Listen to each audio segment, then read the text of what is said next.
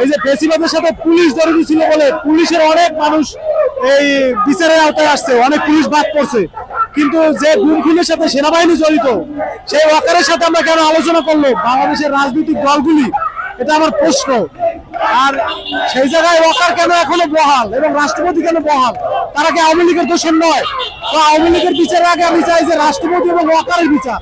যারা এই দেশে বসে আছে সরকারের মধ্যে, সেই সমস্ত আওয়ামী দোষরদের বিচার এবং আওয়ামী লীগের যে গণহত্যা চালাইছে গণহত্যার বিচার দাবি করছি। এই জন্য আমি এখানে আসছি। আমি কোনো দলের পক্ষ থেকে আসি নাই, আমি একজন সাধারণ মানুষ হিসেবে এখানে আসছি। ঠিক আছে, তো আমি আসছি যে এই যে 24-এ যে গণহত্যা হয়েছে, আমার চোখের সামনে যে মানুষগুলো মারা গেছে, আমি 27 নম্বর আন্দোলনে ছিলাম, তো তাদের যে মায়েরা আছে তাদের মায়েদের সাথে কি আলোচনা হয়েছে যে আওয়ামী লীগ দেশে রাজনীতি করবে কি করবে না?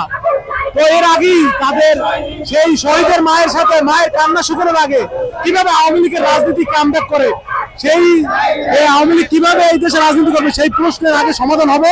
সেই প্রশ্ন নিয়ে আমি এখানে আসছি। আমার এটাই দাবি আসলে যে কিভাবে একটা স্বৈরাচারী শাসন আবার ফিরে আসবে।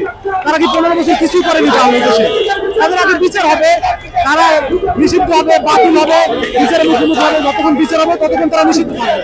তারপরে নিশ্চিত হওয়ার পরে বিচারের মুখ তাদের কিছু না হয়, আমার কিছু বলার কিন্তু আগে বিচার নিশ্চিত করতে হবে। এবং এই যে সেনাবাহিনীর মধ্যে এবং বাংলাদেশের অন্যান্য প্রশাসনের মধ্যে যারা গুম খুনে জড়িত, তাদেরকে অতি দ্রুত অপসারণ করতে হবে। এবং যারা দেশের বাইরে আছে এই বাংলাদেশপন্থী, তাদেরকে এনে বাংলাদেশে রাজনীতি করতে হবে।